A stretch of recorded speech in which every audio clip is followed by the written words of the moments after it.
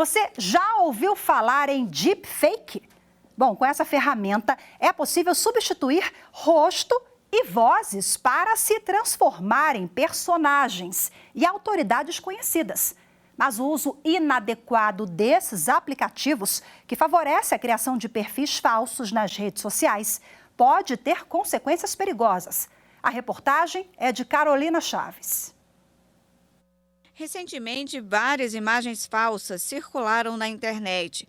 O Papa com uma jaqueta, uma suposta resistência do ex-presidente dos Estados Unidos à prisão e até uma obra de arte criada por inteligência artificial.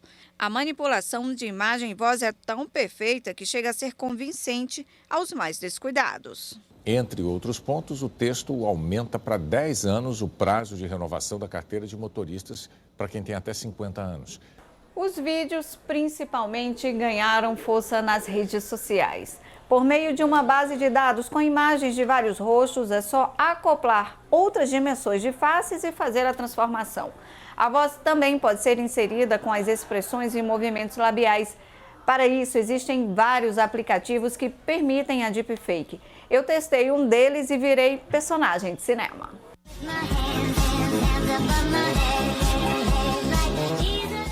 Mas nem tudo é uma brincadeira.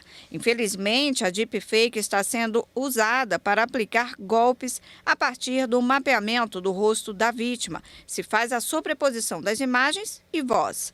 Essas informações podem ser retiradas por fotografias e vídeos divulgados em redes sociais, o que deixa as pessoas muito mais vulneráveis. Para evitar essas montagens, o Departamento de Ciências da Computação da Universidade de Brasília criou um detector de deepfake. A ferramenta foi utilizada pela Polícia Federal nas eleições do ano passado. Equipes da Polícia Federal, que já trabalham comigo há anos, convidaram a gente para poder discutir esse problema e propor uma solução para se antecipar aos problemas que poderiam ocorrer no pleito de 2022. Nós conseguimos construir uma ferramenta que ela, de forma automatizada, consegue detectar com acima de 90% vídeos que possuem algum tipo de inserção de deepfake, seja ele deepfake de áudio, voz ou imagem. O professor alerta que uma forma de evitar o mau uso da inteligência artificial é sempre checar em fontes oficiais e aproveitar da melhor forma as oportunidades tecnológicas. Não compartilhe sem antes ler, sem entender, sem checar na fonte. Se a fonte que te passou aqui é uma fonte de confiança, questione a fonte. Olha, isso é verdade mesmo? De onde veio isso? Certo? Observar. Porque, é um comportamento mais social do que um comportamento mais regulatório, vamos assim dizer. Olha, a regra é essa que você vai detectar. Bom, e agora, para repercutir o tema, eu converso de forma remota com a advogada Amanda Carniel, que é especialista em direito digital e proteção e dados. Boa tarde, seja muito bem-vinda à Rádio TV Justiça, Amanda. Boa tarde, obrigada pelo convite. Bom, realmente é assustador, né? Porque a gente acaba ali se envolvendo, acha que é verdade, é um perigo danado. E nós temos hoje, essa semana, a Câmara Federal começa a discutir o PL, o projeto de lei das fake news. O Marco Civil da Internet também foi alvo de uma ação que vai ser julgada aqui no Supremo Tribunal Federal, um dos artigos, né, do Marco Civil. Tivemos uma audiência pública, 2 dias de debates aqui sobre o tema. Então, eu queria que a senhora explicasse para a gente, tendo em vista esses debates que ainda estão sendo realizados e a legislação em vigente. O que nós temos de arcabouço jurídico para coibir esse tipo de ação?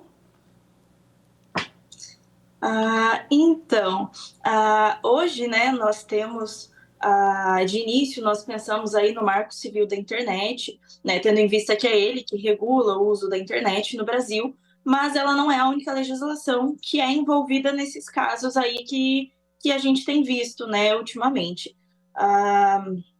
Nós temos, né, aí para falar sobre deepfake, nós temos o Código Penal, que dispõe ali dos crimes cometidos, das penas que são impostas, a Constituição Federal, que fala sobre a imagem, a intimidade e a privacidade das pessoas, o Código Civil, que dispõe sobre o ato ilícito, dano moral, e mais recente, né, nós temos a LGPD, a Lei Geral de Proteção de Dados, e a gente tem ela, né, tendo em vista que o reconhecimento facial, que é a tecnologia ali utilizada no deepfake, é considerado dado sensível, tendo em vista se tratar de um dado biométrico, né? Além de outros códigos e leis esparsas aí que podem ser acionadas, dependendo do caso concreto. E aí, na nossa realidade, né, tendo em vista as informações ali que você trouxe para nós, que está sendo julgado e tudo mais, nós temos no momento o projeto de lei 21 de 2020, que é uma proposta para regular a inteligência artificial e o reconhecimento facial. Nós temos também o projeto de lei 2630 de 2020, que é o que você comentou, né, que já é chamado aí popularmente como lei das fake news, para aplicação de verificação responsável de conteúdo.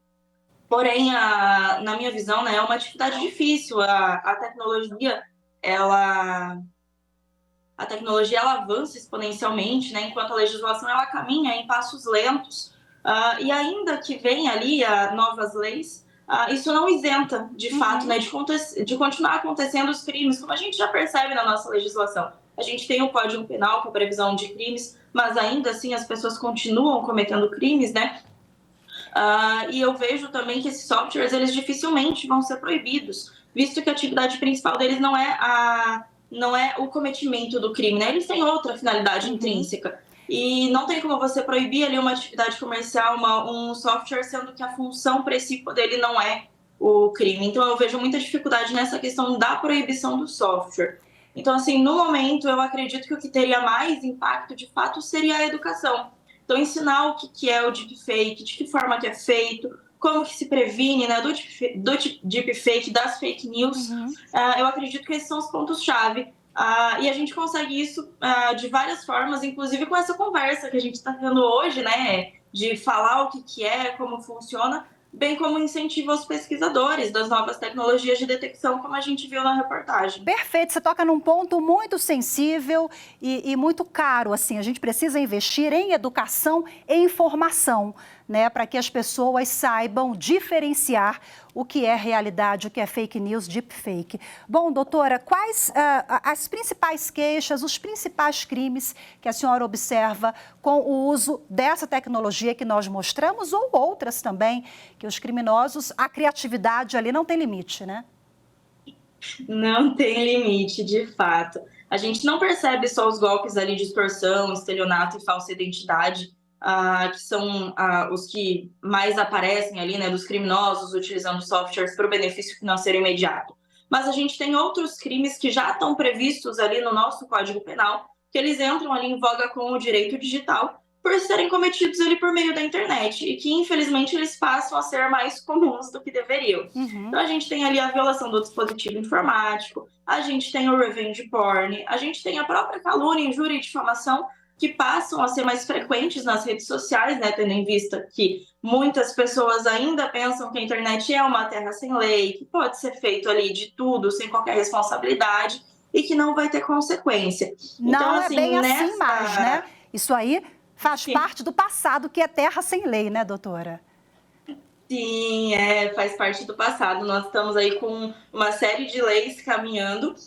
E aí, nesse sentido, né, a título de exemplo, para ficar mais fácil de visualizar também, eu trago a figura, né, desde um criminoso ali, usando a imagem do presidente de uma das maiores potências mundiais ali, disseminando absurdos, né, de racismo, nazismo, misoginia, usando a imagem, né, ali, o criminoso utilizando a imagem de uma pessoa, né, de uma filha ali, de alguém que ele coletou essa imagem nas redes sociais, e combinando os dados ali, onde a gente entra com a LGPD, combinando dados e informações, ele chega até a mãe dessa pessoa, manda um vídeo se passando pela pessoa, pedindo dinheiro, simulando sequestro. A gente tem também os criminosos disseminando, né, informações falsas sobre eleição, sobre saúde, sobre segurança, até algo que aí a gente não entra aí uma quadrilha grande, mas uma pessoa que também é considerada criminosa, né, porque comete crime, um ex-namorado ali que usa do software para inserir a imagem da ex-namorada em um vídeo adulto,